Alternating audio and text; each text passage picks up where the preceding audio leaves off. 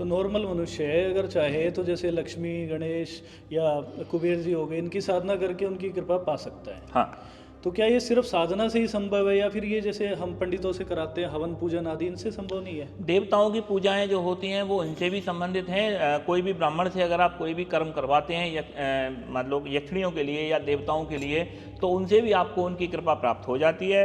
लेकिन जब बात आती है इतर योनि की, जब बात आती है सिद्ध करने की, जब बात आती है प्रत्यक्षीकरण की, तब आपको स्वयं ही मैदान में उतरना होगा और दूसरा कोई उपाय नहीं है। ऐसा कोई तरीका नहीं है कि आप मुझे पैसा दो और मैं आपके लिए अनुष्ठान करूं और सिद्धि आपको प्राप्त हो जाए। ओके, अगर सिद्धि चाहिए तो खुद ही करनी होगी। सिद्धि आपको स्वयं ही करनी होगी। तो ये यक्षिणी वगैरह बहुत ज़्यादा सुनने में आ रही है। अभी हमने सुना कुछ वीडियोस में भी आया कि जो बागेश्वर धाम है उनके पास कर्ण पिशाचनी है, वो जिससे बताते हैं। देखिए, बागेश्वर धाम के पास में क्या है, इन चीज़ों को आप लोग ध्यान न दो। सामने वाला कोई भी व्यक्ति इस दुनिया में अपनी तरीके से अपनी विद्या से काम करता है, उसके गुरु ने उसको क्या सिखाया है वो सिर्फ केवल वही जानता है। और बाकी के जितने भी गुरु हैं, कोई बोल देता है कि इस पे पिशाचनी है, कोई बोल देता है कि प्रेत है, कोई बोल देता है कुछ है।